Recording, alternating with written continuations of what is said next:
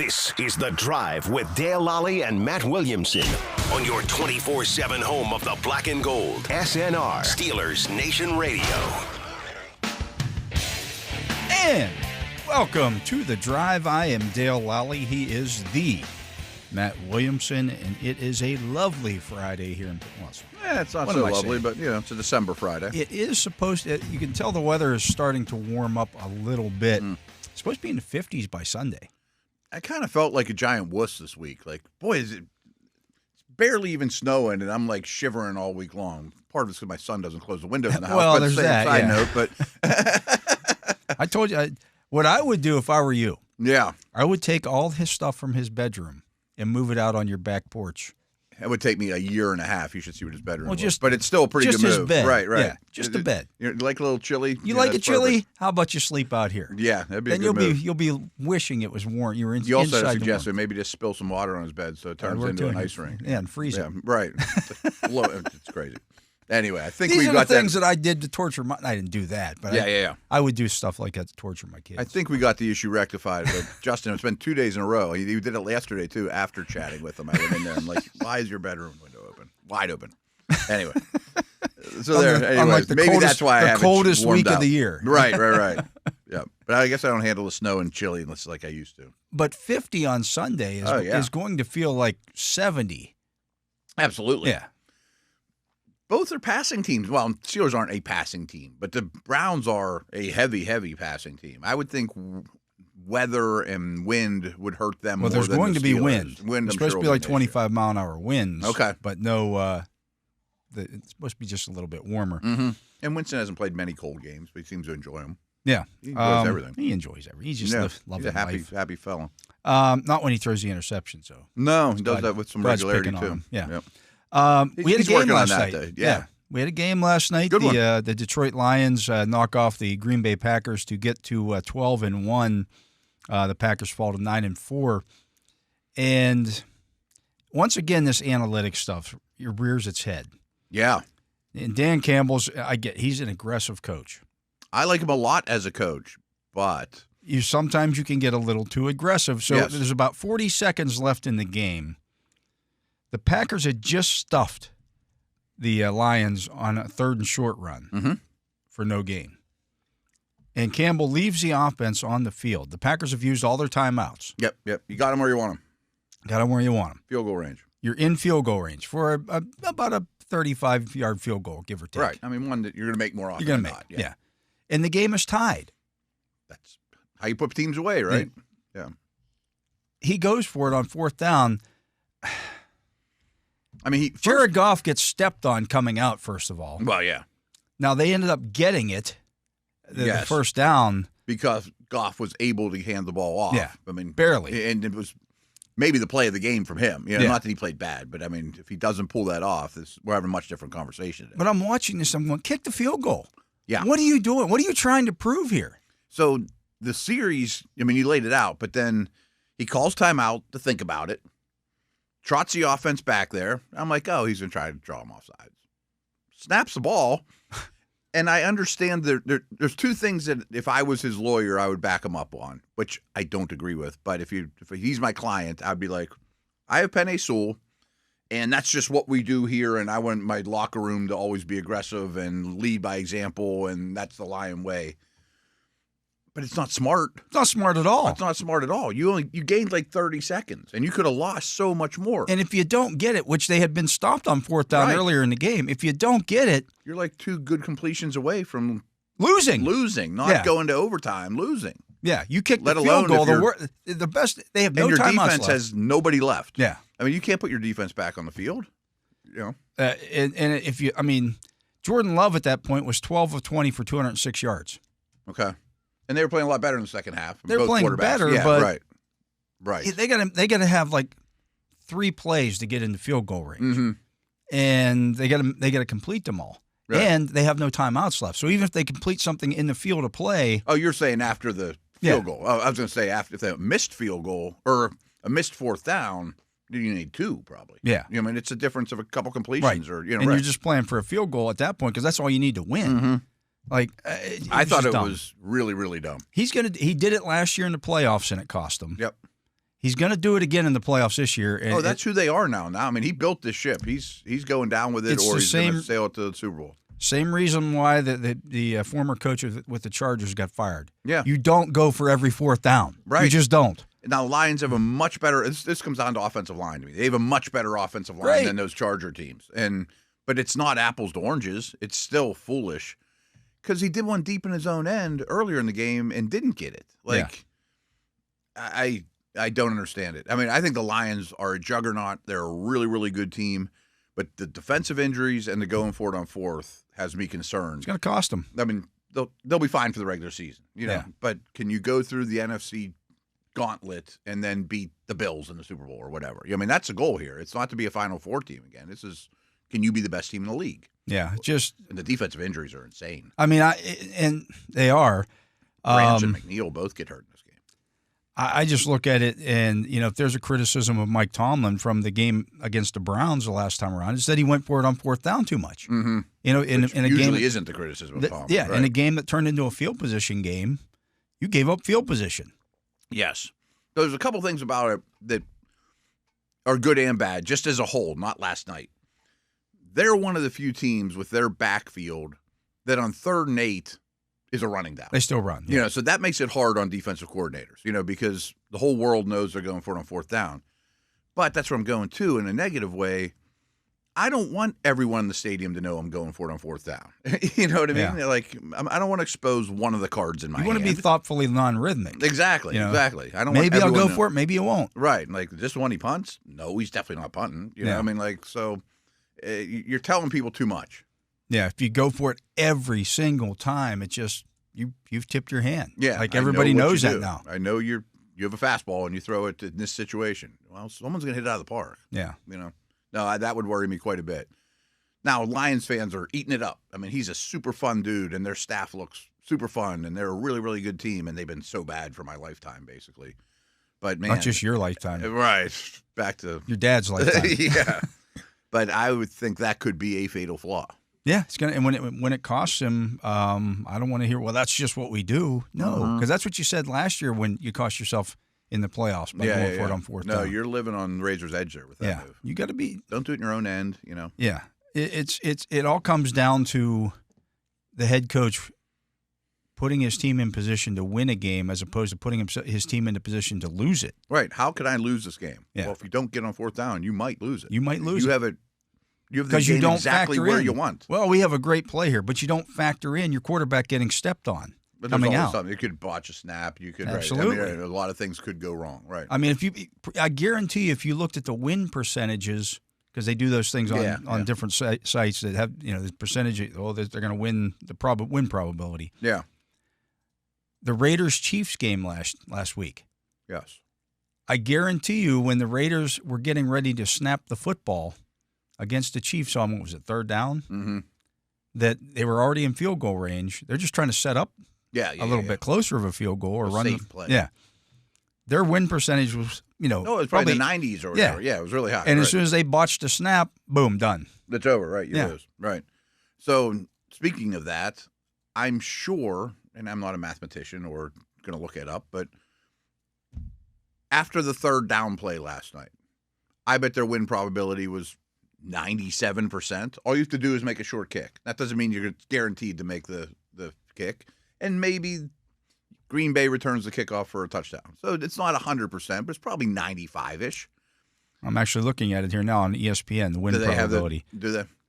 Because in the meantime, what I'm going with is I'm sure the win probability was way higher than your percentage to convert on 4th. Has to be. I mean, 50% conversion rate on 4th is great. It's not 95% conversion. It is percentage, even with Penei Sewell and David Montgomery and Jamar Gibbs and all those guys. So at 4th and 1 from the Green Bay 21, that's where they were at. Okay. Easy makeable in a dome field goal. They had a 91.6% chance to win that game. Take it. Right? Right. Why do anything different? No matter crazy what it about is. this? Why do anything different? It made me crazy.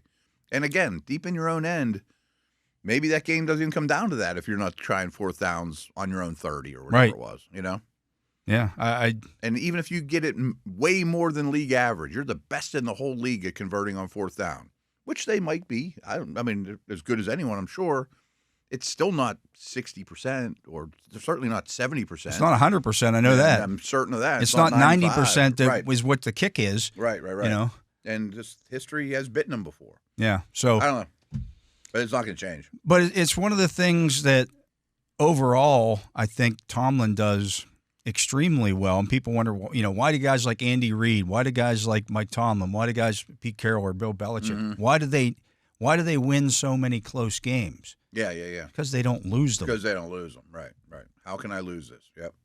And Belichick, I know there's people out there, and I actually think there's some credence to it that they have formulas on paper on a spreadsheet when you go for it, when you don't. Okay, I would listen. That doesn't mean I'm going to be 100% by your guidelines.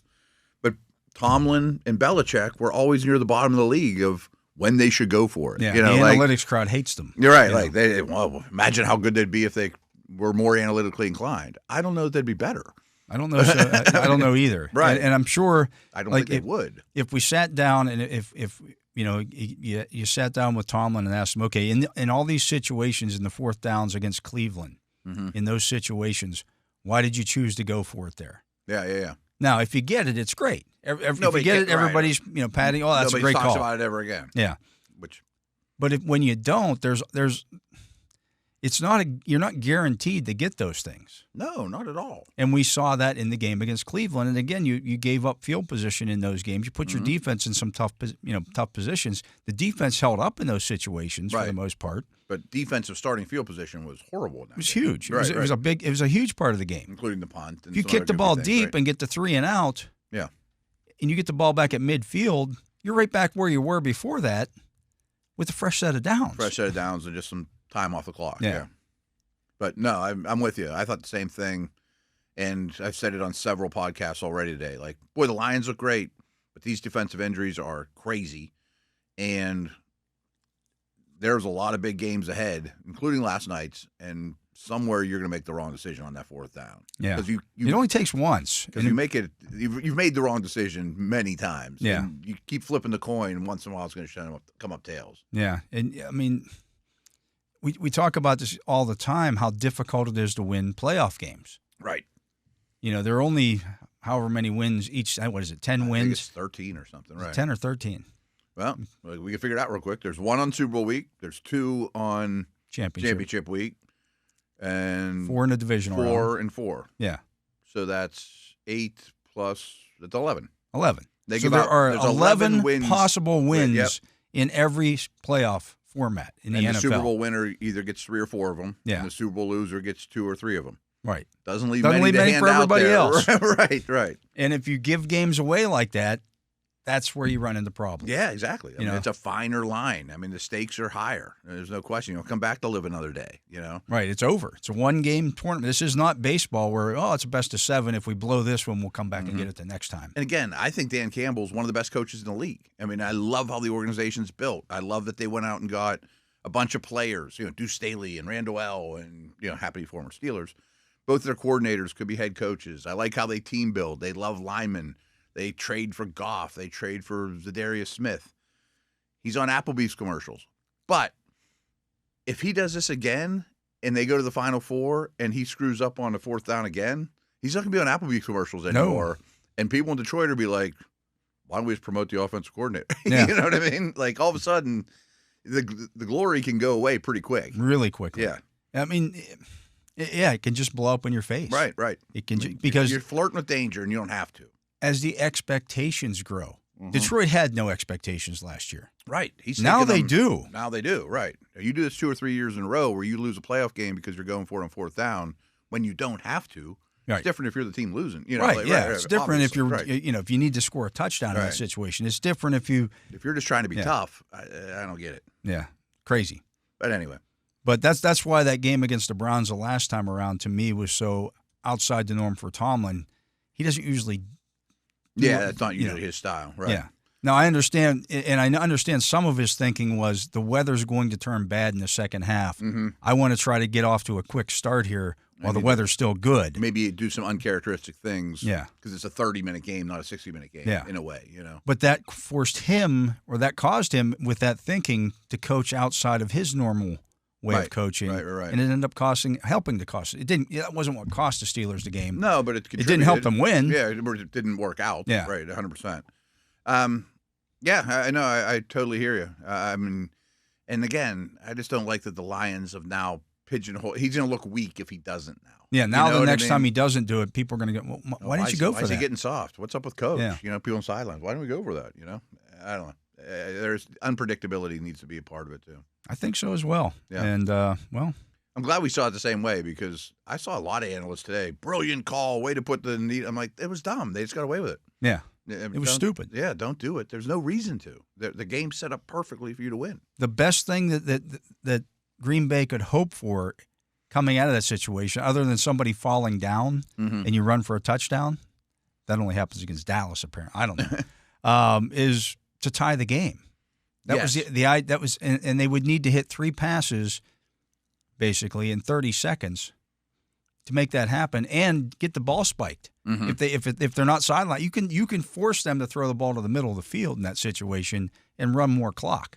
All those situations, the way I look at it is, if I'm playing against the Steelers, I want them to go for it here or not. If I'm playing against the Lions, I want them to go for it here or not. Oh, they're kicking the crap out of me. I don't want them to go for it. I'll settle for 3. Last night, though, it's like, ooh, you're going to go for it. You're actually giving me a chance. I mean, you could hold my head underwater and end this thing, but you're going to let me bob up one more time? Yeah. And if I stop you or anything happens, we're going to be electric. Like, you're still keeping me alive. Right. I don't know that. I mean, that makes no sense to me at all. I didn't think so either, but let's get to a break. He is the Matt Williamson. I am Dale Lolley. You're listening to The Drive here on the Steelers Audio Network. Matt and I will be back with more. We'll have Missi Matthews joining us right after the break here when we come back right after this. And we are back. I am Dale Lolley. He is the Matt Williamson, and we're joined on the Justin Miller hotline by Steelers sideline reporter Missi Matthews. How are you, Missi? I'm doing good, guys. I'm excited to stay home this weekend and not have to go somewhere. I'll bet you're excited, too, looking at the weather forecast for Sunday. Yeah. The game's supposed to be in the 50s as opposed to the previous 2 games, which were both played in the 20s, and it felt much colder than that. Yeah, it's very weird, but for December weather, I'll take 40s, but yeah, 50 sounds great. We'll have the sun. I'm in. Max will be out there, sleeveless on his shirt. Yeah. Yep. Max feels no weather. Missi, the game last week in Cincinnati, we've seen, obviously, with all the HBO stuff, we've seen a lot of what was happening on the sideline. I'm sure that wasn't all that enlightening to you, though. You get to see that every week. Yeah, I mean, I feel like for people who are not as familiar with the Steelers and not familiar with Coach Tomlin, which I'm kind of surprised how many people are just like, I'm not even joking. I was in the House of Sport, Dick's by Russ Park Mall this week, and there were 3 guys walking around the store who I happened to be following to go to another section, just talking about Coach Tomlin and Hard Knocks and how they want to run through a wall for him and all this stuff. And I'm like, where have you guys been? Where have you been? I know that Hard Knocks, the access that they are getting, the intimacy of these team meetings. I know, our good friend Alec, who does the Standard, he gets as much as possible, but that's just not how the Steelers roll, where the Lions last night in Campbell's post-game speech is posted to Twitter and Instagram in 5 minutes.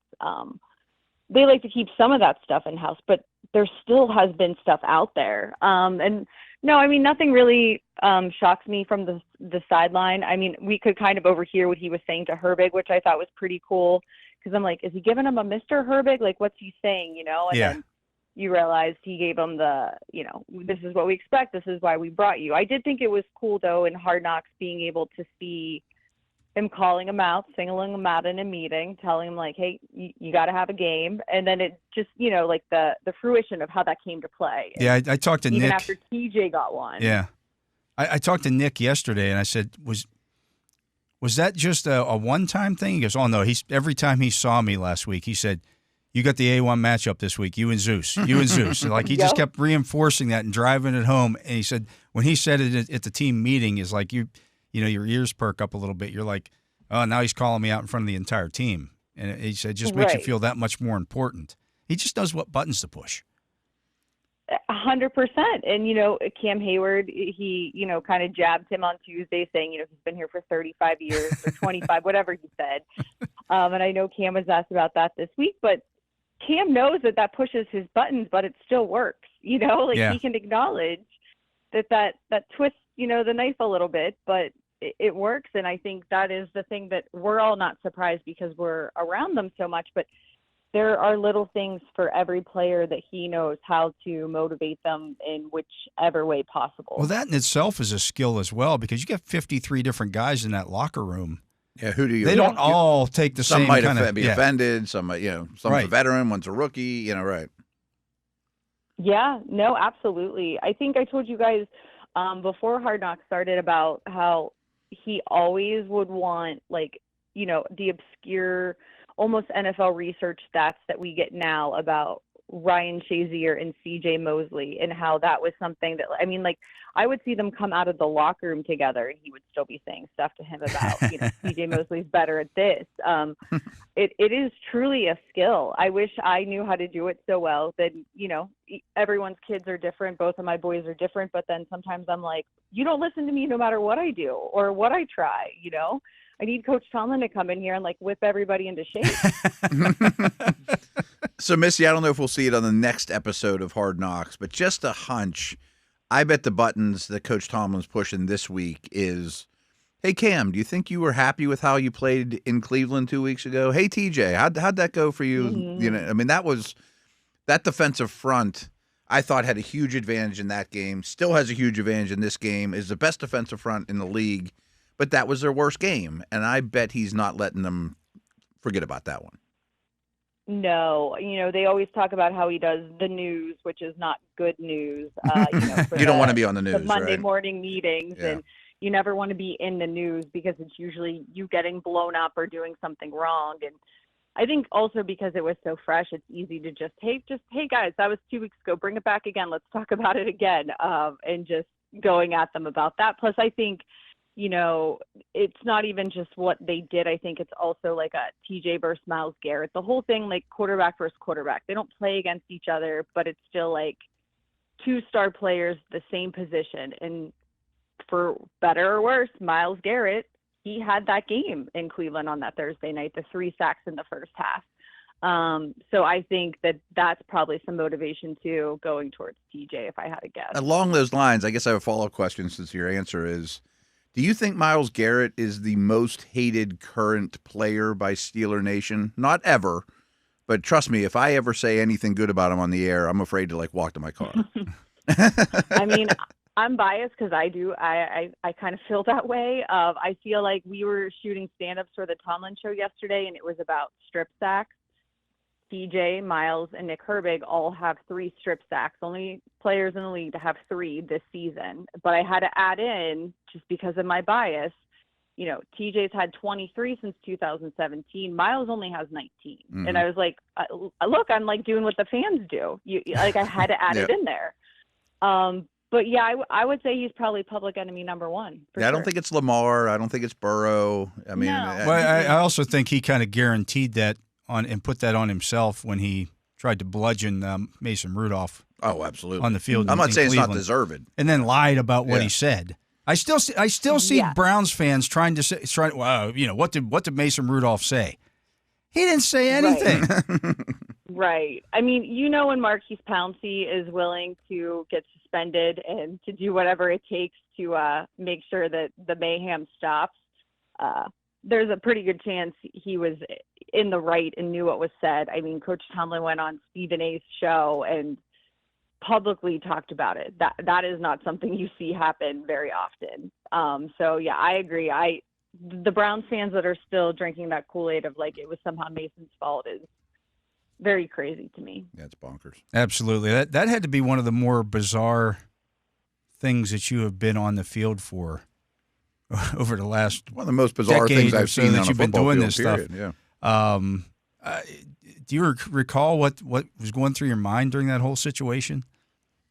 Oh yeah, no, I can like tell you what I was wearing that day. I just remember that luckily where I was standing, obviously on the visitor's sideline, and we were obviously near that end zone where it happened.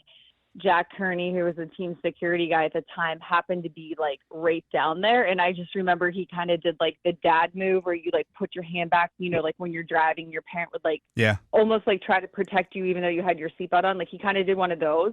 And a few of us just kind of stayed there. And then he was like, when I tell you we're getting off the field, so stay with me. And I was like, oh God, okay. Wow. All right. I like this. Like whatever you say. I mean, that was just, I could be in harm's way here, huh? Yeah. It was just so weird. Plus, you didn't know if each sideline was going to spill out. I mean, who knew at that point? I mean, that was definitely a one-of-one type situations. But then I think being on the field to watch another game to find out if you're making the postseason also stands out. Which that one, yeah, that one was did not work. It was the Ravens and the Browns. Right.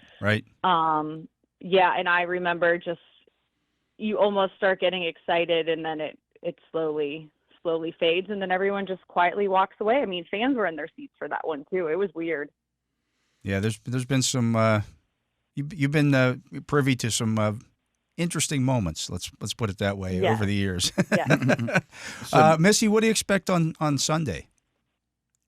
I mean, I do feel like the Steelers team has been rejuvenized in a way. I don't think obviously that their performance against the Bengals defense that, let's be honest, was dealing with a lot of injuries and they were able to pick apart. I'm still not going to knock the numbers that they were able to put up, the points, the yards, spreading the ball out to 10 different guys. But I do think that was almost like a confidence booster for them.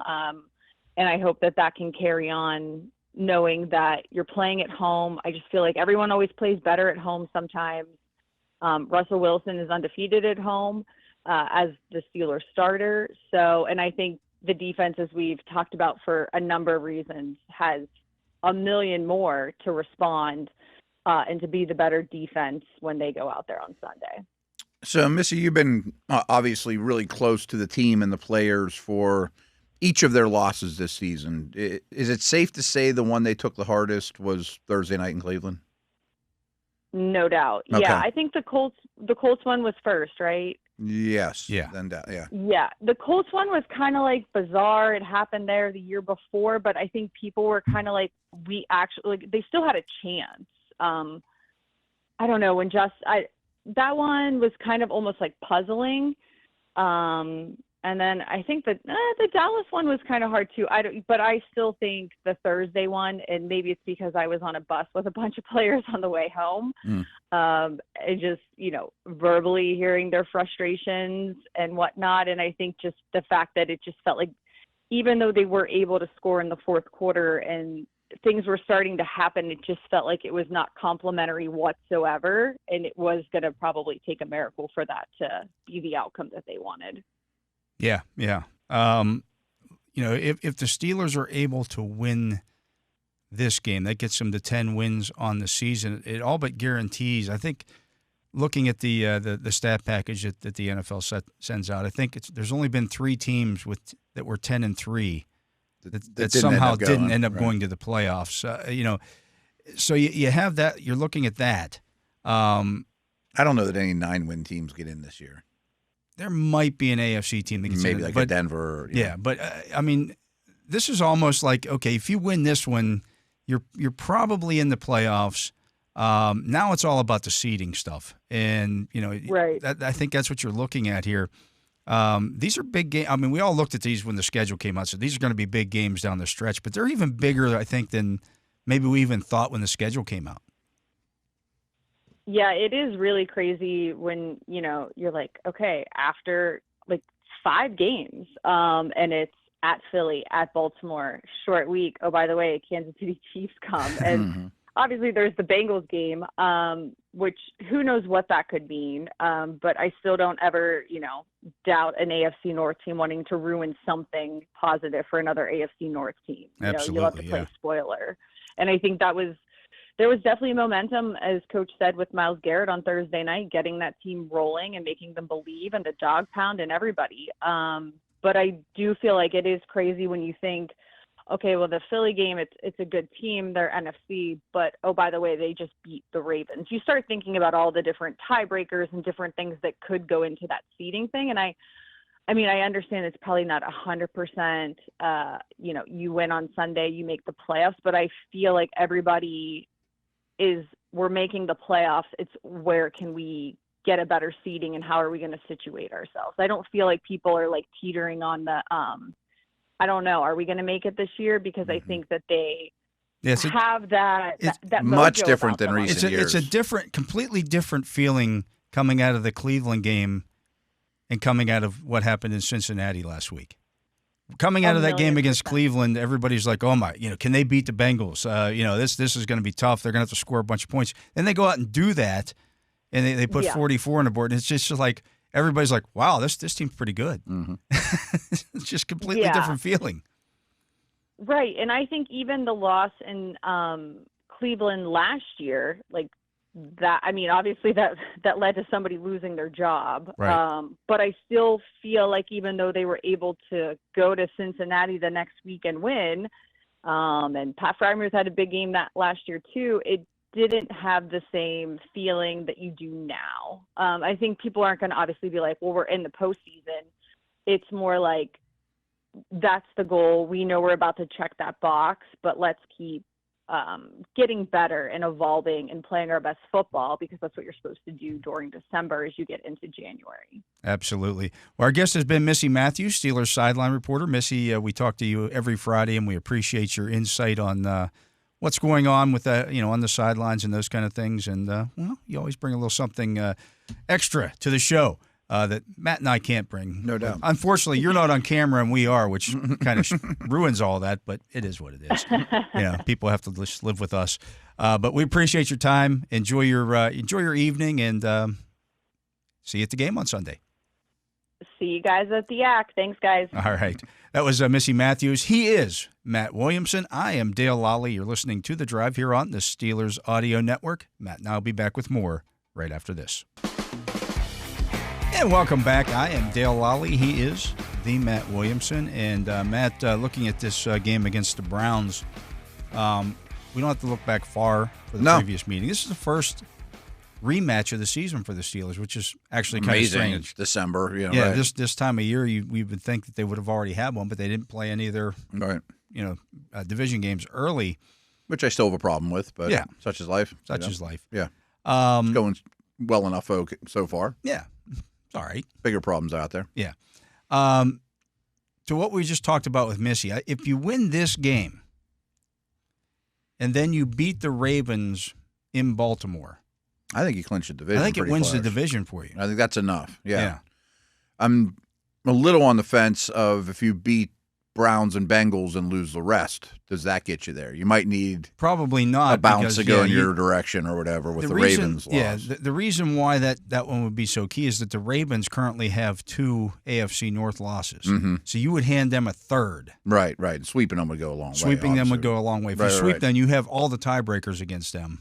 But what if we look at it from a negative standpoint? What if you lose this game this week? You can't just overlook this team. Right. I mean, there's no doubt they're about it, dangerous, and they beat you 2 weeks ago. Then all of a sudden, you start looking at some must-win type games as opposed to, well, this will seal this. It's a loss here would hurt you pretty bad. Yeah, a loss here probably means that you're going to be a wild card. Probably, but Justin Tucker could miss a million kicks between now and then too. We can't just assume that they're going to run the table or anything. I assume nothing with this Ravens team. Yeah, they lost the Raiders. They're not kicks, playing well. Right. Right now, they haven't played well over the last 3 or 4 weeks? I would say. Yeah. I mean, even a loss here, I think the Steelers are going to the playoffs. Yeah. I mean, it's not that part. It's winning the division versus seedings and all the stuff we talked about. Having a home playoff game would go a long way. Would go a long way, absolutely. But you also don't want to limp into the playoffs. No. A loss is a loss. But if you lose by 20 on Christmas, you lose by 25 in Philadelphia, and all of a sudden it's like, this team wasn't any good to begin with. Yeah. You don't want to go down that road either. Well, that's the thing about this team that's interesting. Yeah, they have the 3 losses, but they're by, what, combined? 3-3, and what was the last one? 4. Yeah, so 10 points. You've lost 3 games by 10 combined points, or 11 combined points. Yeah, It's a 5-point loss. I'm pretty sure it's the lowest margin of defeat in the league. Yeah, Because even Kansas City, when they lost in Buffalo, got smoked. Right. There's no horrendous games. Yeah. Looking back, losing to the Colts and Dallas and Browns aren't super great teams, but that's how this league works. If you played them all again, I like your chance. You're favored in every game. Yeah. No doubt. Even in their buildings or whatever. Yeah. Yeah. No question. So, that's kind of what's on the line here. If you want to win the AFC North, if you win your final 3 AFC North games, you're definitely winning the AFC North. Yeah. And I think 2 to the right teams gets you in, but 3 locks it up. 3 locks it up. Yeah. No matter what you do against Philly, no matter what you do against Kansas City. Right. Because you're hurting the Ravens too. Yeah. Yeah. No, that starts Sunday. Don't stub your toe here, though. Yeah. So to me, the thing that has to change in this game from the previous meeting is the offensive line has to win the line of scrimmage. Tackles for loss needs to change. There were 11. There were 11. 11 versus 1. Yeah. That's one of a couple of the numbers that really stand out to me post-game was that. Average starting field position, things like that were hard to overcome. Here's one reason why I think that won't happen.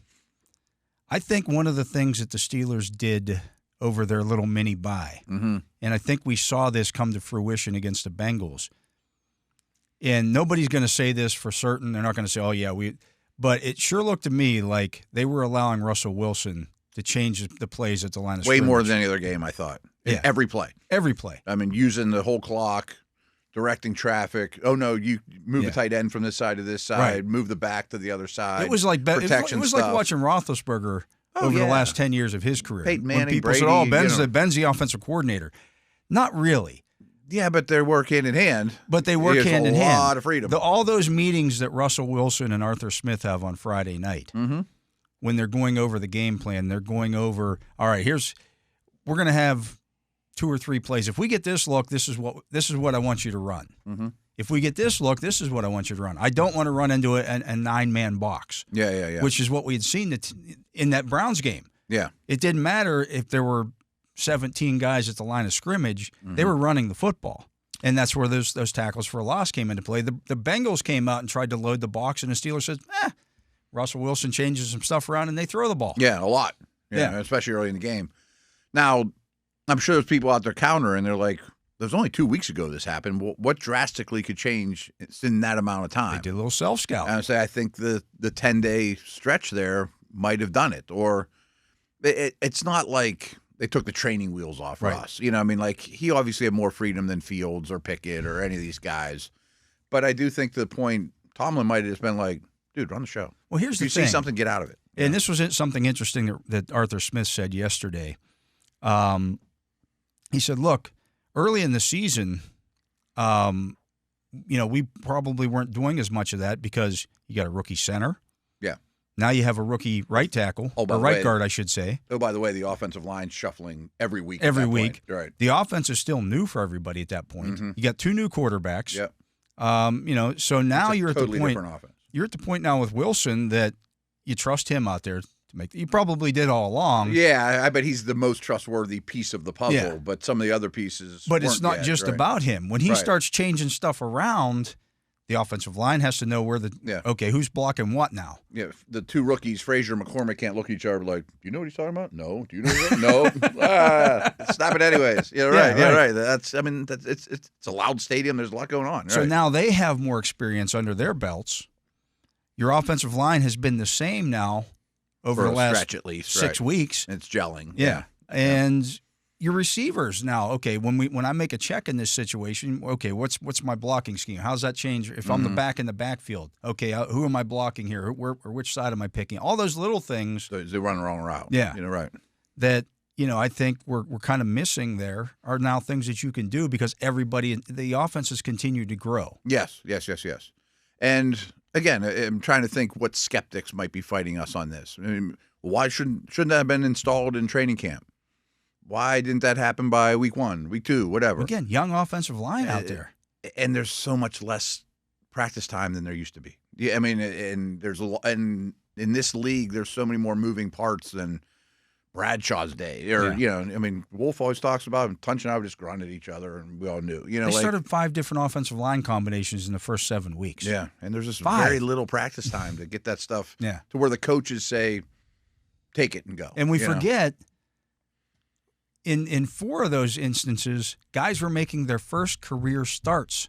Yeah. Like, it's a long time ago. It was a long time ago. We haven't talked about that in a long time, but that's the situation they were in. Yeah. 4 guys on their offensive line made their first career start this year. If Broderick Jones is like your veteran guy, and what's he, 23 or something, and his second year, still learning his way. He just started maybe his 17th carear game, Yeah, it's about where he's at, right. Exactly. I mean, that's where you're at with these guys, right. So it's a they're still very young, but now I think there's that trust value is there, the trust factor is there because you don't want to tell Russ, let's say 3-4 weeks ago, hey Russ, we want you to make a lot of changes at the line of scrimmage here because we know you can do it. Mm-hmm. But if you make those changes and nobody again, McCormick and everybody else, the young offense, Frazier and those guys are looking at each other going, what do I do here? What's our blocking scheme here? I don't know. No, they have to know it like this. Yeah. I mean, Russ is like the college professor, but some of his students are in 4th grade. Right. You know what I mean? Like you can't just teach them all the same. You know what I mean? So, I mean, I think that's an analogy people can get. Like Russ, we know you can do this stuff, and it's kind of back to like we always opened the show about not losing games. I'm sure there's things that he comes to line like, oh, they're going to single Pickens, I'm going there. Of course. But I think as important, if not more, is I'm not going to run the bad play. Like this play has to be blocked perfect, and Najee's going to have to make 2 guys miss for it to be a successful play. I'm not calling that. Yeah. I mean, if that's a call that came in, well, I'm getting out of it. Get out of the bad stuff. Yeah, you get out of the bad stuff into a better play and give yourself a better chance. That to me, a lot of them, there's going to be bad looks at the line of scrimmage all the time. All the time. Right. Yeah, they guess right or they run a defense. Absolutely. Because they have coaches too. Right. You have tendencies, no matter how much you try to avoid them. And it's kind of a game of chance too. Yeah. Like I'm rolling the die, hoping more often than not I'm going to get snake eyes. We call it a zone beater. Yeah, they're in man. Or call a run that's supposed to go through the right B gap, but for whatever reason they aligned. They got 3 heavily guys there. Right there. Like that's not the bubble we want to run at. Yeah. So it's all part of it, and I think that's a big.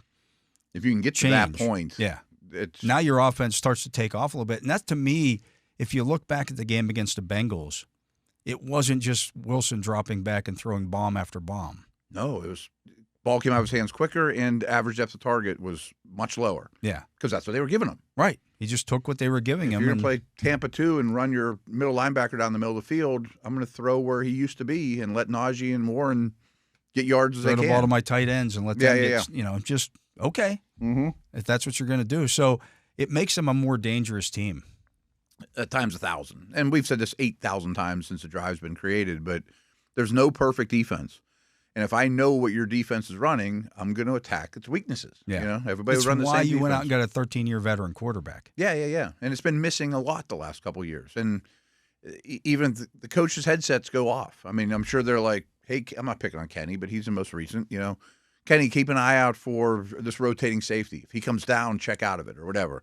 Well, he's kind of giving me that look. He's kind of not. I'm not sure. I'm going to stick with the play. I'm not getting in trouble here. Right. That's just human nature. I'm new, Absolutely. So that could be a difference in this game this week. I just saw could be a difference in the rest of the year. Yeah, exactly. I just saw way more of Wilson directing traffic at the line of scrimmage against the Bengals. I mean, think like Aaron Rodgers in his prime. Just even now, he has such command of the. Ben's last year, he used to have such command of the building. I mean, the entire environment. Yeah. The interesting thing is that Roethlisberger, and I had this in my 5 for Friday this week, Roethlisberger's most productive season in terms of yardage came in when he was 36. Really?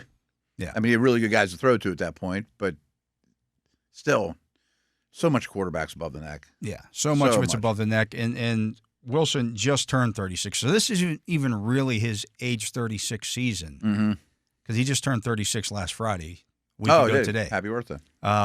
Next year's actually his age 36 season because that's the one he'll be 36 the longest in. Yeah, yeah. So I mean, he could give you a couple years. There's no question. Yeah, absolutely. But I don't see any physical decline. No. I mean, Ben obviously had the elbow, which changed things dramatically. Yeah.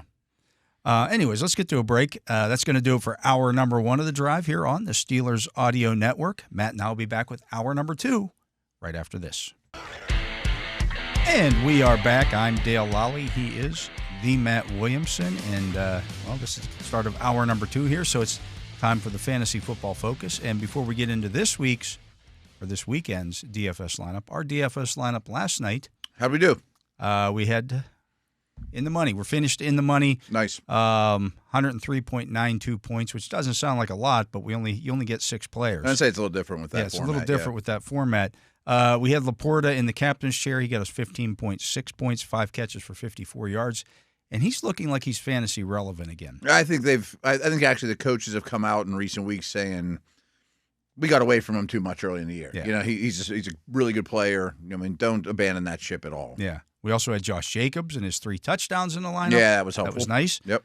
Jared Goff was another nice start there. Jameer Gibbs didn't have huge rushing totals, but he caught 6 passes. I'd say he catches a lot of balls. Yeah. So he had 19.3 points. We had Dave Montgomery. Goff threw a touchdown to Gibbs. Yeah. And then the Lions defense rounded out our lineup. So we finished in the money, which was good. You always like to do that. The big thing that helped us was avoiding the Packers passing game. Not that it was horrible, but it was one of the weaknesses in that game. We could have, if we had paid up for Amon-Ra St. Brown, that might have hurt us a little bit too. We thought about it, right? Yeah. So, that worked out well. So let's try to do that now for the weekend. Okay. And I'll take a look here at the defense and special teams. The Eagles are 3,700. The Buccaneers, 3,600. Steelers are 3,500. Vikings, 3,400. The Bills against the Rams are 3,300. The Chiefs against the Chargers, 3,200. Dolphins against the Jets, 3,200. Not bad. 49ers against the Bears, 3,100. The Bengals against Dallas. Wow. Bengals against anybody. 3,000. Right. They're favored by like 6 points in that game. I don't understand it at all. The Cardinals against the Seahawks is 3,000. The Saints against the Giants is 2,900. That's the one I was waiting for. Yeah, I like that. Neighbors is questionable. They're a disaster. I don't think they want to win. Yeah, I like that one a lot. Tennessee's another one I'd be interested to hear what they cost. Yeah, Tennessee is 2,800, so it's not much savings there. I think you plug the Saints in. I'm absolutely fine with that. That was my plan before we even hit Drew record. Lock is not good. And if Neighbors is questionable and motivation's a problem, Yeah, I don't see them scoring a lot of points.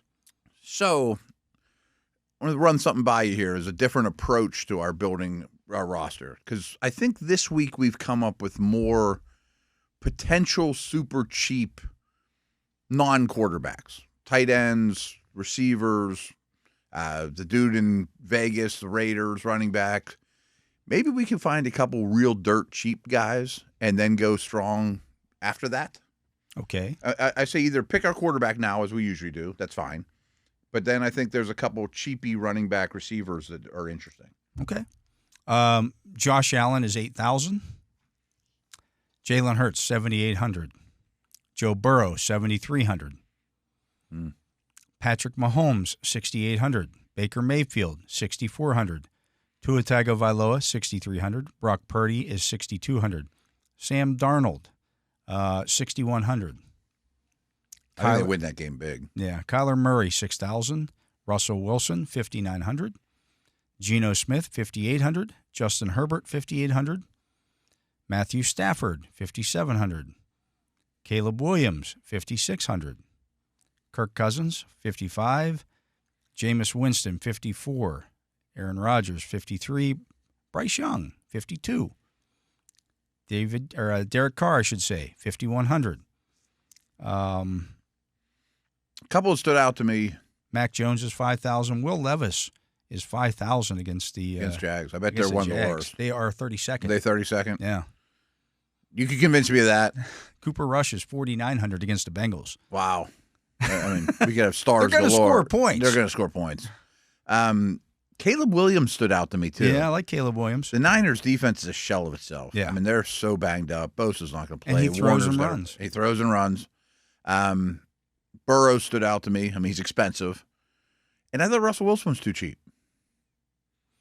Yeah. They're all kind of different tiers. I like Caleb Williams. I like that call because I think they might win that game. Yeah, I do too. Even though it's in San Fran, 5,600 for him is he's playing cheap. A little better. He's got weapons. You know, right. No, I'm going to start there. And the running backs are hurt. Yeah. Okay. They're gonna have to throw the football. Yeah. And he's playing okay. Let's plug him in for now and see where if we have some money left over, we can always pivot upwards. At running back. Now the flaw in my cheapie plan. Let's go tight end first. Okay. I don't remember all the ones we've mentioned, but over the course of this week, more than most weeks, we've talked about like our Schoonmaker call last week or whatever. There's a lot of those replacement level type guys that are showing up. Brock Bowers is 6,500. McBride is 6,100. Kittle, 5,800. Kelsey, 5,500. Johnny Smith. Those top two are kind of cheap for being as good as they are. Yeah. They're not Kelsey range price when Kelsey was on top. And Bowers probably should be. Johnny Smith is 5,300. Ooh, you convinced me of that. And Njoku is 5,100. Kincaid is questionable. He's 4,900. Evan Ingram is 4,800. Goddard is questionable. He's 4,500. I don't think he plays. Cade Otton is 4,400. But still not respected. He's a good player. Yeah. Hawkinson is 4,300. Kyle Pitts, 4,100. Gesicki is 4,000. Dawson Knox, 3,900. Jake Ferguson, 3,900. Will Dissly, 3,800.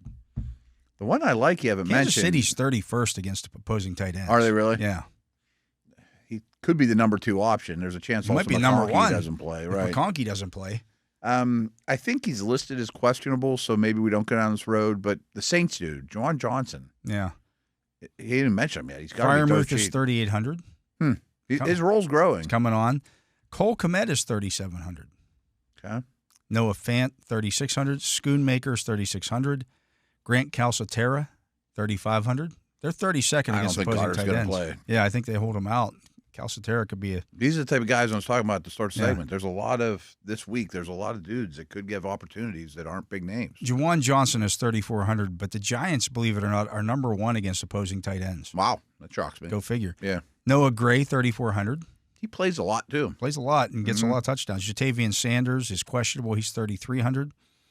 AJ. I think one of these cheap guys, like Dissly or cheaper, make a lot of sense. And that doesn't mean we can't come back and put Brock Bowers as our flex. Or, yeah. You know. I kind of like Otton, too. Otton was cheap, too. I mean. He's their number 2 receiver. His last game, he had 4 catches for 20 yards, but he got 7 targets. I'd say he gets targeted a lot. He gets 6 home games, he's got 47 targets. That's 8 per game. Who are they playing again? Someone terrible. They play, where's it at here? Las Vegas. Yeah. I'd say I think they win huge in that game, too. Let's start with Otton. Vegas is 30th against opposing tight ends. Enough said. 4,400. I mean, he's kind of the god. It's a bargain. Yeah, it is a bargain. Let's see here. We want to go, let's look at the running backs now. Okay. So Breece Hall is out. Yeah, that's one of the names. Allen was one to look at. How expensive, first of all, is Braylon Allen? How expensive is the Niners? 5,000. Wow. I'm absolutely fine with it. Let's plug him in. Mm-hmm. If we find somebody else that we like even better, we can always. What's Garendo cost? Garendo should be really chalky. Yeah. What does the Raiders dude cost? Let's see here. I'm just going to jump down to the cheap running. Yeah, say go like $5,000 and under. Or I don't know what. Garendo's 5,400. He's going to be number 1. And the Sincere McCormick is 4,600. I mean, my only worry is these guys are going to be chalky. Yeah, and we haven't spent any money yet. I mean, yeah. Sean Tucker, if you think that's another one. Yeah, he's 4,300. I think White's going to outtouch him for sure. I do but too. That doesn't mean he doesn't get the goal line carries or something like that. Even when they might play be up by 14 in the fourth quarter too. Rashad White's only 5,300. Yeah, they must have thought Irving's playing. We don't know he isn't, but it doesn't look good. I like Tyrone Tracy at 5,800. Yes. Even though it's against our defense, he's still holding the Giants have to run the football in that game. Yeah. And he'll catch the ball a fair amount. Garendo at 5,400. Again, any of these sheepies. Rashad White is 5,300. He'll catch the ball. Raiders. Let me see if they have a designation on Bucky Irving on here. Bucky Irving is questionable. He's 6,600.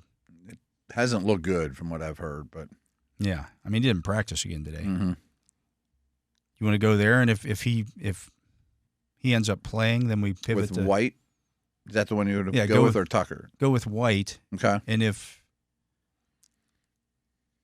or we go with Garendo is 5,400. White's 5,300. Garendo is 5,300. So $100. How many balls do you think Garendo catches though? Less. Probably not many. Yeah, I don't know what kind of receiver he is. I don't know either. Right. Yeah, that's the thing. I think he's a dump-off type guy. There's a little bit of unknown there, but White will catch the football. Mm-hmm. And I think they win. Even if they get, let's say they get up, they're not going to run Bucky Irving out there when he was questionable all week. No. So we can get out of it if Irving plays. I'm going to plug White in. I'm fine with White there, Yeah. So now we can average 6,700 the rest of the way for 3 receivers and a flex. Okay. That's a lot. I thought there was a cheapy receiver or two we kind of liked too. Well, let's go ahead and look in the 6,000 and less. Marvin Harrison is 6,000. Deebo Samuel is 6,000. Khalil Shakir is 5,900. Not bad. That's too cheap for him. Yeah, he's good. Devonta Smith is going to play this week. He's 5,800. No Goddard too. Brian Thomas is 5,800. Calvin Ridley is 5,700 in a big revenge game. He gets fed the ball. They're 30th against opposing wide receivers. Their secondary is horrible. I like that a lot. Yeah. Jerry Jeudy is 5,700. Keenan Allen, 5,600. Jacoby Myers is 5,600. I like the Ridley call in this neighborhood. Yeah. Darnell Mooney is 5,500. Is he questionable? No. DeAndre Hopkins, 5,400. Jalen Waddle is 5,400. Adam Thielen is 5,300. I think Waddle's too cheap, too. I can't go there. I know you've been burned. The Jets cornerbacks are good. I'm sure they're good. Sauce Gardner might not play, though. Oh, really? Yeah. But I know they're good against opposing receivers. Yeah. Roma Dunzier is 5,000. If I was organizationally where you're at, it's time to pivot to a Dunzier as the number 1 receiver. DJ Moore's questionable as well. Didn't know that. I mean, I like that hookup. I don't like the Kmet hookup. I don't really love the Allen hookup, but a Dunzier I don't mind at all at that price. Dunzier over the last we had 6 targets last week, but only had 2 catches for 25 yards. He hasn't been super productive. No. The week before that it was 5 for 39, 6 for 65, 3 for 23, and then all the way back against Arizona was 5 for 104. He hasn't scored in any of those games. So. No, his stats He's got great. 1 touchdown. I think we have money to spend. I think we spend. Is there anyone cheaper than these guys that stands out? I know we're getting pretty low. I don't want to go. I mean, we've got money. We don't need to go cheap. Right. I mean, we just don't. All right, who are the big dogs? Well, you're looking at Jamar Chase is 8,500. A.J. Brown, 8,100. Justin Jefferson, 7,800. Puka Nacua, 7,700. C.D. Lamb against the Bengals, 7,300. Chase and Lamb could go insane in that game. Oh, that could be up and down the field. Wonder what Higgins costs. I bet he's worth it. Mike Evans is 7,200. Tyreek Hill is 7,100. Cooper Kupp, 7,000. Malik Neighbors, 6,900, but is questionable. George Pickens, 6,800. Devontae Adams, 6,700. Garrett Wilson, 6,600. T. Higgins, 6,500. I love that one. I'm plugging that in now. Yes. Yes. I love that Too one. cheap, and that's under budget. We might be able to pay up for one of those for a Burrow. Yeah, or any back we want, flex situation. Take them out of pivot away from one of those cheaper guys. Does Lamb do anything for you? I mean, we could afford any of those receivers. Well, here's some other guys. So Drake London is 6,400. Minnesota is. I understand that Cousins hasn't been great, right? But London's been. But good. London, despite Cousins throwing 4 interceptions in that game last week, London got 16 targets, had 9 catches for 86 yards. Pitts isn't even on the field that much anymore.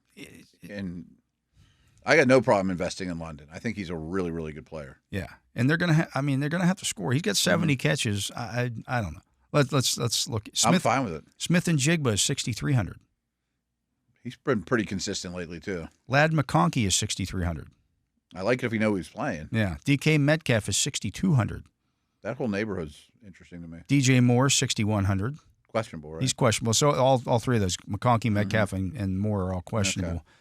Okay. Before you get to Marvin Harrison at 6,000. Okay, and we started counting down from there. There's a handful in that neighborhood I like. You know what I'm thinking here? And this would be the game where Chase Brown goes nuts, but get Chase. Stack Burrow, Chase, and Higgins. Wow. Where would we be short?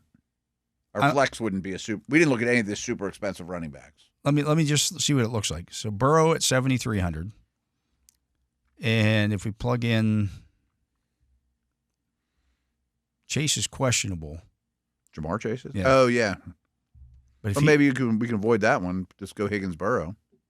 If we plugged him in at 8,500, we could always pivot off that if he's not going to play. Well, it's Monday night though. Well, if he doesn't play, then you pivot to Gesicki or Yosivas or someone like that. Yeah, and eat like $6,000. I understand. Yeah, there's danger in that. I think he's going to play. I think he's going to play too. Right. That leaves us then $10,100 to fill a wide receiver and a flex spot. Okay. What if we Londoned it, or I know it won't give us a ton left to flex, but there were some cheapies we liked under 6,000. We couldn't afford London though. London would have $4,000 left. We'd have less than $4,000. Oh, okay. Yeah. For a flex. For a flex spot. Smith and Jigba, if we went, say, Khalil Shakir at 5,900. There was a handful of receivers. That would leave us then 4,200 for the flex spot. It's not much. That would get you, let me see here. Let's just take a look. Are we being too Bengal greedy? Maybe. That would get you. If we turn Chase into London, our flex would be. Yeah. Then you're talking about a wide receiver. If you throw another wide receiver in there, you're looking at, let's say, you like London or you like Smith and Jigba? Can we get both with the flex? They're 6,400 or 6,300. Actually, we could. I bet we could. That would be both of those guys on the money. I like both. So let's go Smith and Jigba, and then we have 6,400 left for the flex. That would be either Tony Pollard or Drake London. I prefer London. We didn't look at any of the expensive backs, though. Tony Pollard is playing Jacksonville. Really yeah. They're playing Jacksonville. They're 31st. They don't do anything well. They're the worst team in the league right now. Pollard's fine. I think they win. I do too, and I think he gets. He's had a really good year, and nobody seems to talk about it. Yeah. Now, last week he only had 8 carries for 35 yards. They got killed, but he did catch 4 passes for 33 yards. He still had 9.8 points. But if you look at his game logs, it's been pretty good over the last 9.8, 24.9. They got killed by Minnesota. That was in the 24.9 was in a win over Houston. 4.9 against Minnesota, 10.3 against the Chargers, 21.4 against New England. Again, they won. So if you think they're going to win the game, I do, or at least be very competitive, they're 3-point favorites, and I think that's still too low. He could have a monster game. I'm fine with it. I like London as well, but I'm cool with both. That's our flex. We're talking about the flex. Last piece of puzzle, right? Yeah. Do it. Tony Pollard it is. All right, so that gives us Joe Burrow at the quarterback. Yeah. Yeah, real nice. At 7,300. Braylon Allen at 5,000 at running back. Rashad White at 5,300 at running back. Yeah. T. Higgins. Are you going to get out of White if Irving plays? Yeah. Okay. We'll pivot to. Yeah. I'll have to do something to. There was the Raider guy. There was a couple cheapy running backs in that neighborhood. Maybe I could go up and a couple $100 or $100 to Garendo. Mm-hmm. White's 5,300. T. Higgins at 6,500. Jackson Smith and Jigba at 6,300. Khalil Shakir at 5,900. That's all quality. Cade Otton at 4,400. We could also move down at tight end a little bit. if needed. There was a if lot. We needed There to. were a couple of those. There were some of those guys that we really liked. Tony Pollard at 6,400 in the flex, and the Saints defense at 2,900. Cool. Lock it up. That's a good lineup. I like it. I like it. Burrow could just go nuts on Monday night. Yeah, I think he will. Yeah. I think he will. So there's our DFS lineup for this week. We'll see if we can turn that into a winner. When Matt and I come back, we'll take a look at all the games, excluding the one we've been talking about all week long, the Steeler game. We'll talk about that one in the final segment. He's Matt Williamson. I am Dale Lolley. You're listening to The Drive here on the Steelers Audio Network. We'll be back with more right after this. Welcome back. I am Dale Lolley. He is the Matt Williamson. And, Matt, it's time to take a look at this week's scheduled games. We just kind of went through some of this stuff a little bit here. Yeah, but, sure. Kicking off our 1 o'clock schedule, the Jaguars at 2-10 are at the 3-9 Titans. Tennessee favored by 3.5. The over/under is 39.5. No Trevor Lawrence in this one, so it is going to be Mac Jones. I feel pretty strongly about the Titans covering that. Yeah, and I don't even think they're great, but I think their defense is good. Well, they did give They're up playing hard. 264 yards on the ground last week. Oh, I know. I mean, they're not a great team. I'm not saying that. Yeah. There's no way I'm betting on the Jaguars Jags. stink. I think they're the worst team in the league. They're the Walking Dead. Yeah, right now. Yeah, they know the coach isn't coming back. The coach knows he's not coming right. back. Those guys are all, as you said about your time with the Browns. This time of year, everybody's office door is closed. Doors are shut all of a sudden. They used to be open. Yeah, wonder what they're talking about. Everybody's on the phone whispering. Going to need a job, buddy. Got any spots for me over in Cleveland or over in Chicago or wherever? Yeah, that's the kind of stuff that's going on there. Yeah, I think the Titans. And they currently own the number 1 pick, which I bet they wouldn't mind keeping. Yeah, I think the Titans roll on that one. The 3-9 Jets are at the 5-7 Dolphins. Miami favored by 5.5. The over/under 44.5. I know the Jets D is still decent, but I think the Dolphins smoke them. Well, I think with Sauce Gardner out, do we know he's out? I think he hasn't practiced all week. Yeah, it wasn't looking good. I think Tua carves them apart. Yeah. And I think their defense is pretty decent. They're at home. Aaron Rodgers is talking badly about management. It's falling apart. Yeah, I guess he's worried about his documentary and stuff too. Like there's no way I'm betting on the Jets. No, I think they get smashed. I think they get smashed like Hulk. More than most weeks, there's games I think I'd be willing to put my hard-earned money on. Teams that have something to play for against teams that don't. There's some lines I don't quite get this week, which always scares me when you start doing that. Yeah. But, Vegas they're big lines, too. They're not dummies, right? You got the Kirk Cousins revenge game. This is another one. The Falcons at 6-6 are at the 10-2 Vikings. Minnesota favored by 6. The over/under 45.5.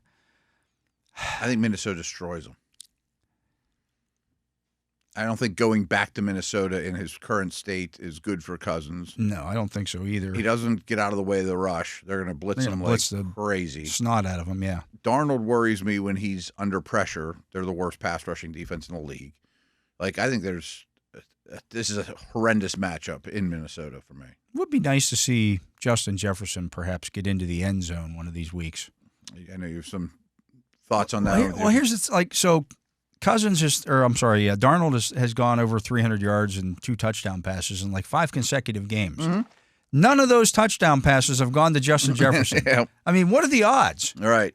And he's not doing anything wrong. No, he's catching passes. It's not like he's not been productive in most of those games. He's just not getting in the end zone. I could also see Bijan in London and those guys having decent games, but I don't think this is going to be very close. Falcons are 1-5 against the spread against teams with winning records this season. 0-4 in their past 4. Yeah, I think they get beat. Yep, I don't think they're very good. The Saints at 4-8 are at the 2-10 Giants. New Orleans favored by 4 on the road. The over/under is 40.5. I'll gladly lay 4. Yeah, I don't know how the Saints score all their points. Right. We probably should have looked at Alvin Kamara maybe in DFS, but he's expensive at this point. The Giants are another one that are just miserable. They're picking second or third right now, and I don't think they mind. Drew Lock did not look great on. They're shutting guys down. Neighbors is out. I mean, questionable. And as bad as Lock was in the game on Thanksgiving, he's still better than Tommy DeVito. Oh, yeah. He's an NFL quarterback. Yeah. Right. But Derek Carr, actually, since he came back in Week 9 from that oblique he's been injury, good. 6 touchdowns, no interceptions. Yeah. Like their offense has been respectable for a month with no or so. target, nobody to throw to. Right, no Olave, none of those guys. He just right. Okay. No, I think they're 2 tiers ahead of the Giants. Yeah, I think the Saints win that one going away. You've got the 3-9 Panthers at the 10-2 Eagles. Yuck. Yeah. Philadelphia favored by 13. The over/under 45.5. It's a lot, but I still would take the Eagles. Saquon might run for 300 yards in this game. I'd say the biggest mismatch of the whole week is the Eagles line versus the Carolina D line.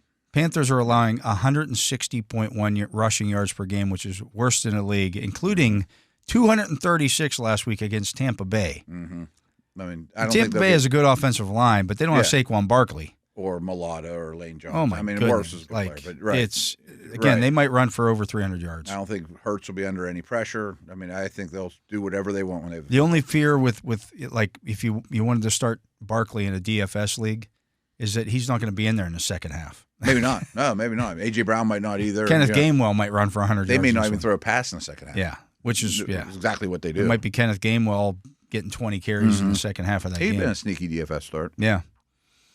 I think 13's a lot. I think the Panthers the Eagles have their way with them. Eagles defense is playing as it's well been as playing any really in the well league right now too. Yeah. And maybe the only way I could see Carolina hanging around is if the Eagles have a little bit of a letdown. Could after going into Baltimore and winning last week, and who they beat the week There's before. a human nature to it. It's in Carolina, right? No, it's in Philly. It's in Philly. Yeah. I'm not picking the Panthers. No, I'm not either. Another mismatch here. You got the 2-10 Raiders at the 6-6 Buccaneers. This line's too low too. Tampa Bay favored by 6.5. The over/under 46.5. They're a much better team than the Raiders. Yeah. In their building, a lot to play for. Atlanta loses, they win. They're right back. They're in first place. They're right in the driver's by seat. themselves. I think they're going to win that division. Yeah, I think so as well. And I don't know where the Raiders have advantages. How about this little stat though? Aiden O'Connell. He hasn't been horrible. Who will get to start this week for the Raiders. In his career, he's made 13 starts. He's 11-2 against the spread. Oh, wow. I mean, that's the best of any quarterback in the Super Bowl era with at least 10 starts. Okay. So he's not terrible. He keeps them, like, maybe the lines are a little exactly. inflated. Everyone thinks they're yeah. horrible, but he's not terrible. I mean, I think that's what it tells us. I believe it, but I don't think they are within a touchdown in this game. And I don't know that the betting public is changing that or onto this or anything. I'm sure they aren't. I could see the Raiders with a little backdoor cover there. They've got weapons. They got weapons. I mean, I thought about Bowers for DFS. Yeah. I mean, he's a monster. And should he be Offensive Rookie of the Year? I kind of think he should. Maybe. If he's going to catch. I mean, he might be the best tight end in the league. Yeah. By the way, he looks like he's like 45 years old. I bet he did when he was 10, too. Yeah. Yeah, one of those dudes. I mean, he's got less hair than I do. Yeah. Yeah, he's been a full-grown man like forever. Okay, moving on to the 4:00 games. You got the Seahawks at 7-5 or at the Cardinals at 6-6. Arizona favored by 2.5. The over/under 44.5. I don't know what to think of this game. Maybe last night game aside, this is the biggest game of the week. Yeah, I think whoever wins this wins the West. I do too. If you look at their remaining schedules and tiebreakers and all that, I mean, this is a monster, one of the biggest games of the year. Yeah. Period. I think it's a very equal matchup. I like where both defenses are playing. I think Seattle's is more talented. I just was going to take points. Okay. 'Cause I'm not sure who's going to win. If you're going to give me points, I'll take it. Yeah. I mean, I just don't. 2, I think you said, right? 2.5. 2.5. Great. I just don't know which Kyler Murray. It's been a little up and down. Yeah. It's really. They can't be happy with how he's played overall this year. They'll probably grin and say yes, but probably deep down, he's a B, and we need an A-. We need an A. Yeah. And yeah, so, yeah, I think in this matchup I'll go with the home team. It's only 2. If it were 3, I might take the points, but 2.5, I think somebody wins this by a field goal. I'll go with the home team winning it by a field goal. Okay. You got the 10-2 Bills at the 6-6 Rams. Buffalo only favored by 3.5. I know. The over/under is 49.5. Bills Nation. I would say, I bet a lot of people wouldn't mind getting out of Buffalo right about now. Yeah. Go to L.A. and get a little sun. If you can get a flight from Buffalo to L.A., it's probably about 6 different changes, but I think the Bills win by a touchdown or so. I mean, this might be tie game at half, but I don't know if the Rams can hang around for 60 minutes with a team like this. Yeah, I think they get after Stafford. Yeah. And make him. Their defense has been really solid. It has, and I'm sure Allen will get. We started Khalil Shakir in our. Yep. I think the Bills put up a bunch of points. They'll protect well enough. The Rams can score points. This might be a higher scoring game. It might be a sneaky over. Yeah, this would be a game. What was the over 49.5? So Vegas thinks it's going to be a higher scoring game. Mm-hmm. I'd probably lean towards the over. Yeah. You got the 4-8 Bears at the 5-7 49ers. San Francisco favored by 4. The over under 43.5. Chicago hasn't won in quite some time. They were 4-4 at one point. They have really found some ways to lose. I think they were 4-3 at one point. Yeah, I think you're right. They've been really good at finding weird ways to lose. Yeah. I'll definitely take the points. New coach. Yeah, I don't know if that gives them a bump or not or whatever. I mean, probably to some degree. I think Caleb Williams in the offense is playing much better since the coordinator change, although now you take the coordinator out of the coordinator job. Weird. But I just think the Niners are a disaster. And I hate to say things like this, but they've had multiple players lately lose children. Like terrible things. Well, yeah, I mean, like awful life things. Yeah, and oh, by the way, your stars are falling left and right to injury, and it has to be a bad environment right now. Yeah, it's not good. Not good at all. The Sunday night game. This is a big game. Mm-hmm. The 8-4 Chargers at the 11-1 Chiefs. Kansas City favored by 4. 42.5 is the over/under. So they don't think a lot of points. No. And in a case where there's not going to be a lot of points scored, I'll take the points. Me too. Over a field goal? Yeah. This feels like 17-16, 21-20. Harbaugh keeping his team in it. I'd love to know if McConkey's playing, just because you need some kind of weapons. I think he will. He was limited yesterday, so I would think he plays. Yeah, I think they might win outright. And this is I think they will too. I think that's certainly a possibility, because they'll get a pass rush on Mahomes. Yeah, against those tackles. Oh, they'll own those tackles. And the other thing I think that's kind of underreported right now. The Chiefs' kicker is now Matthew Wright. Now, I like Matthew Wright. Sure. It's a good opportunity for him. But he doesn't have a big leg. He's not Butker. No. Right. And they kick a lot of field goals. I'm sure it'll be windy and, right. Yeah, the Chiefs have been kicking a lot of field goals. Yeah. If this was a pick'em game, I'm not sure who I'd take. Yeah. Herbert is 2-7 against the Chiefs in his career, but he is 2-7, so it's not like he never beats them. Yeah. I mean, that was also Staley as his head coach and those kind of dudes. Yeah. The Chiefs have won 14 consecutive games by one score or less, which is the longest streak in NFL history. And that's awesome, and there's an art to it. At some point, that ends. Yeah, I just think they're due. The hidden vigor issues there. I think they have some secondary issues. Their pass rush has fallen off a cliff. I bet Herbert does well in this game. I'm looking here at the I always use the ESPN kind of model here. Yeah. They give you all the games, and you just go out there. They have some interesting stats. All three of their guys who pick are people who pick games. Picking the Chargers to win outright. Oh, to win outright. Yeah, really? How about that? I think I would too. Yeah. And the Monday night contest. Woohoo! This line doesn't add up to me either. The Bengals at 4-8 are at the 5-7 Cowboys, who actually have won 2 games in a row. Mm-hmm. No, they're doing good things. Cincinnati favored by 5. The over/under 49.5. I think this game should be a pick'em. I don't know if it should be. Clearly, Burrow gives you an advantage. And a huge advantage. He's a much better quarterback. The question that you have to ask yourself when picking the Cowboys is, can Dallas's offense with Cooper Rush score enough points to keep up with Burrow? Because they probably will put 30 on you. They're going to put up at least 30. Mid-20s minimum. Because Dallas's defense is not great. It's not great at all. Yeah. I mean, Parsons could have a day, but they are going to score on you. Yeah. There's no question. But Dallas has run the ball better. I mean, they're a little more well-rounded now. Rush is finding himself as a below average quarterback, but not Parsons terrible. is back. Yeah. I mean, you're at home. I think they're better coached. I'll take the points for sure. I mean, if it's a pick'em game, I probably would take the Bengals. Yeah. But I'll take the points. I hear you on that one. I think, if anything, I would just play the over-under. What is it? 49.5. That's lower than I thought. Yeah. I mean, you're leaning towards the over, I assume. I mean, we put a bunch of Bengals in our lineup. Yeah. I don't think we're hiding much there. More. Right. We could have. Yeah. I'll take the Bengals.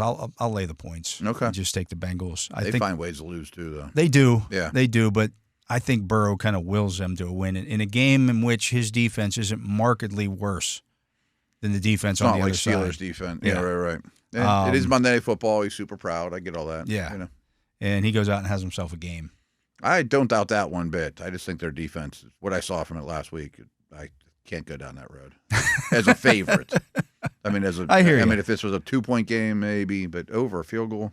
I hear you. Yeah. But I just don't know if the Cowboys, as currently constructed, if Dak Prescott was playing. Oh, yeah. Yeah. Then it's probably a pick'em game. Yeah. Mm-hmm. I don't know if they can keep up with Cooper Rush. Your point's valid. I mean, there's no question.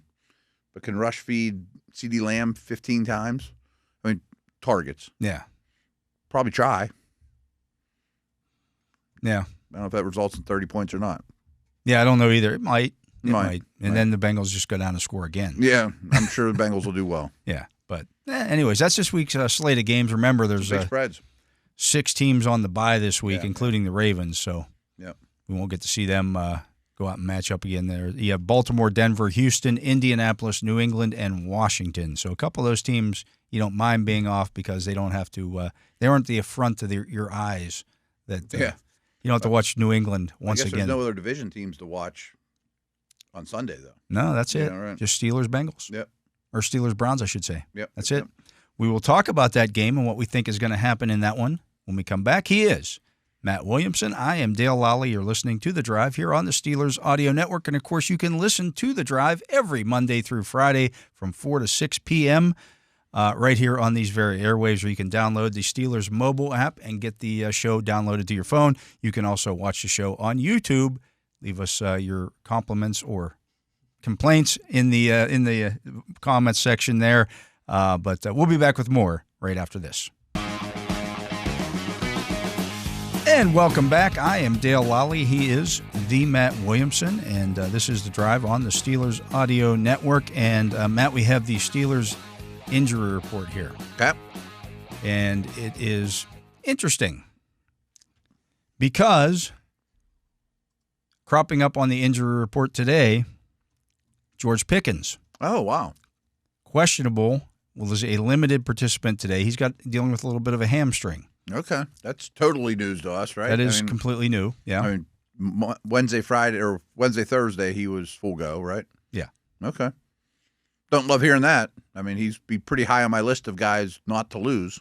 Yeah. The only other guy on the Steelers injury report is Montravius Adams, listed as out, but he hasn't been activated from IR yet. Okay. Everybody else is good to go. Okay. Well, obviously keep an eye on Pickens. Yeah. Hopefully it's just precautionary, something's bugging him a little bit, you know. Yeah. Kind of that's the way it looked. That's usually the feel of things, right? From what I saw at practice today.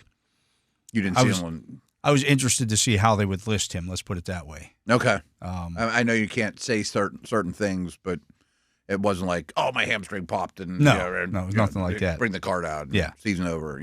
Crazy stuff, right? So all the people, if he doesn't play, all the people ripping on Pickens, they got to get rid of him. They got to do this. They got to do that. Be careful what you ask for.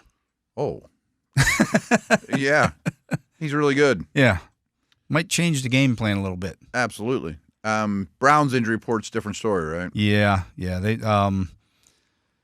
They've got 4 guys out and 3 guys questionable for this game. Cornerback Harden with the tibia is questionable. Juan Thornhill, the safety with the calf injury, he was limited all week. He is questionable. And Jamari Thrash, one of their wide receivers, he was limited yesterday and today. Didn't practice on Wednesday. He's questionable.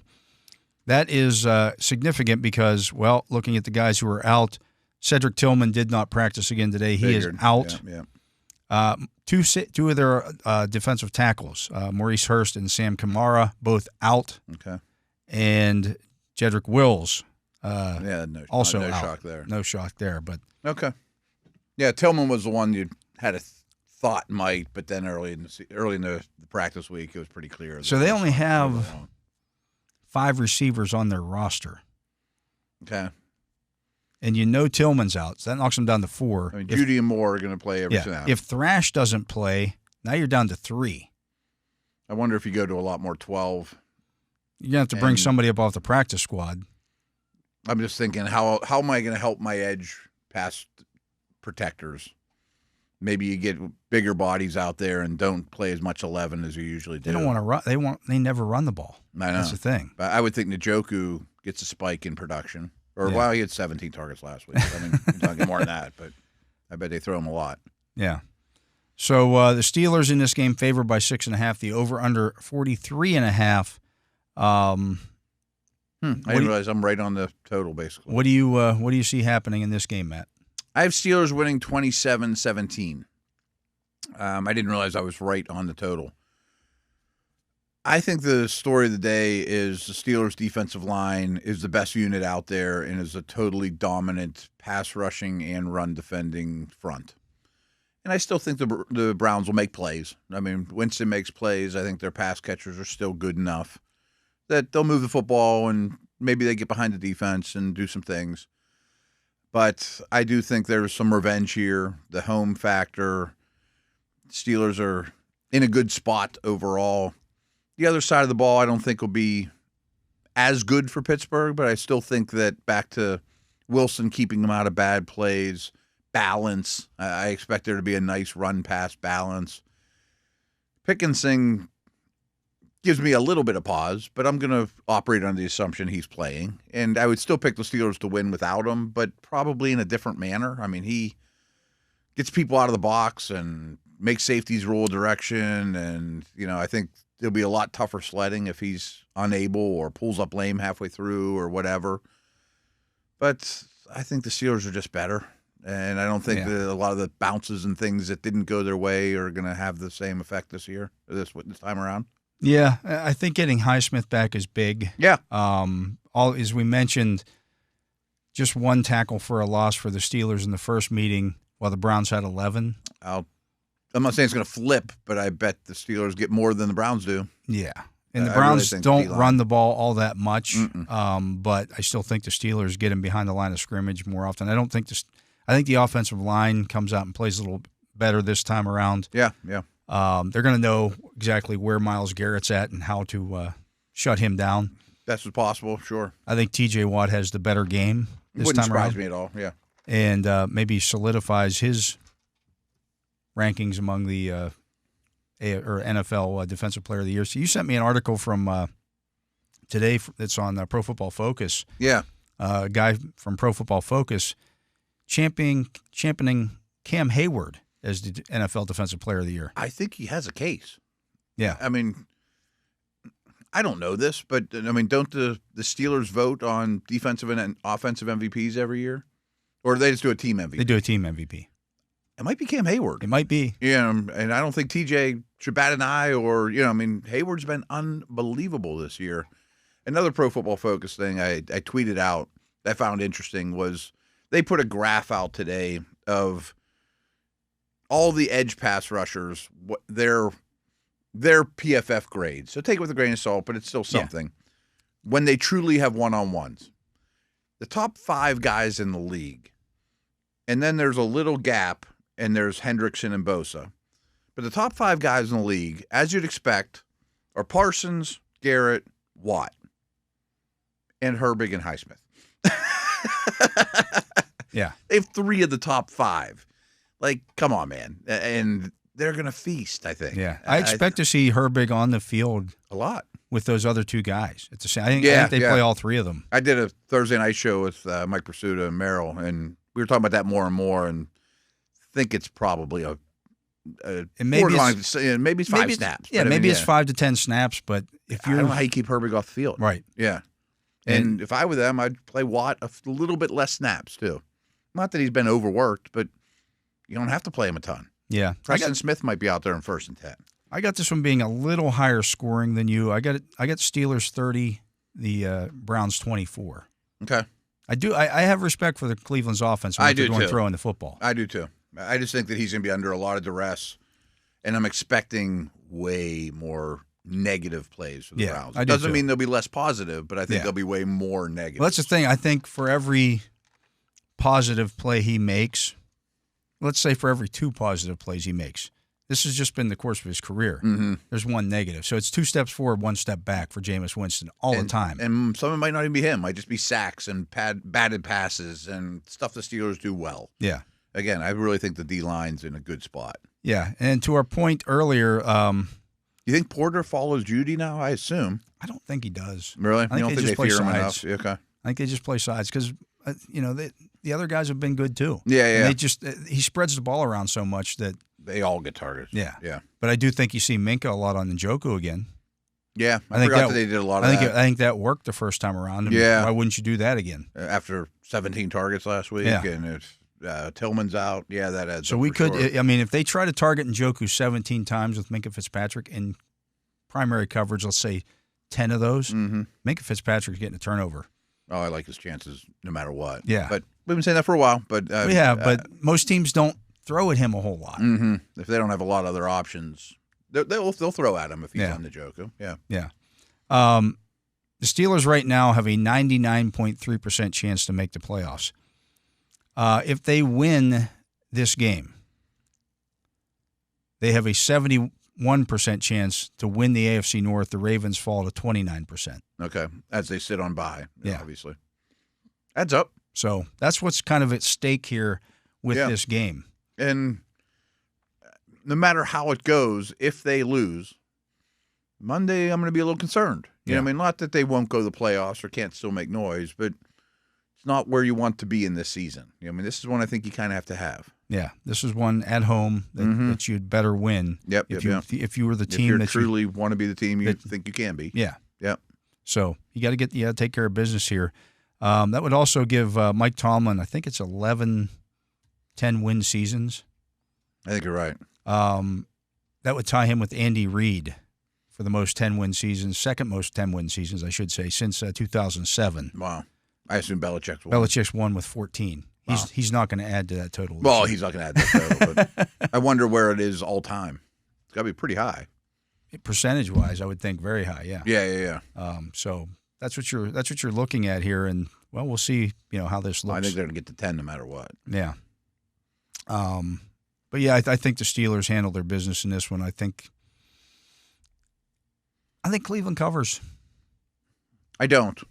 6.5's a lot. It's a big one. I was shocked when I saw that number the first time around. I thought it was going to be like 4 in that neighborhood. I'm just betting on the Steelers D-line more than anything. Yeah, I hear you. I mean, it wouldn't surprise me if they blew them out. But I do have a respect for what Jameis Winston is doing right now. Very much so. It wouldn't shock me. If this were Deshaun Watson, the line couldn't be big enough. Couldn't be big enough, right. And they would have cashed it in, and their whole attitude would be different. Wouldn't shock me if the defense scores. Yeah. You know what I mean? Yeah. Just a tip ball and make it takes it into the house. Strip sack that kind of stuff. Whatever. Right. Something along those lines. Right. Absolutely. There's a lot of that. Yeah. I do expect, Calvin Austin's not even on the injury report this week, so he's been cleared. True. So that's a good sign. Yeah. The Steelers will have, even if Pickens were to not play, they would. That would change my tune. I don't like hearing that at all. I still think they win. I would pick them to win. I wouldn't pick them to cover. I think the defense wins this one for them. Yeah, I think all the defense. Even if it is, and I know my score was 30-24. Mm-hmm. But if a team's going to come out and throw the ball 60 times in today's NFL, you're going to score points. You're going to score points. But the other thing is going to get hit. There's going to be negative plays. Yeah. I just don't know. I think the Steelers would play it much closer to the vest without Pickens. Yeah. Run, punt. Okay, we'll be fine. Defense has things. I think it'll be a much lower scoring game. Yeah. That's going to do it for the week. Fun week. Yeah, good week. We'll be back on Monday. Had a 5-day week for the first time. Absolutely. We got a 5-day week next week as well. Yeah. So that'll be fun. But for my partner, Matt Williamson, for Justin Miller here on site, running the Justin Miller hotline. Well done. Yes, absolutely. For Tyler Vittmeyer here, making sure our video makes it out onto YouTube. You need to check that out if you haven't. I am Dale Lolley. We thank you for listening to this edition of The Drive on the Steelers Audio Network. Steelers football happens here. The Pittsburgh Steelers Audio Network.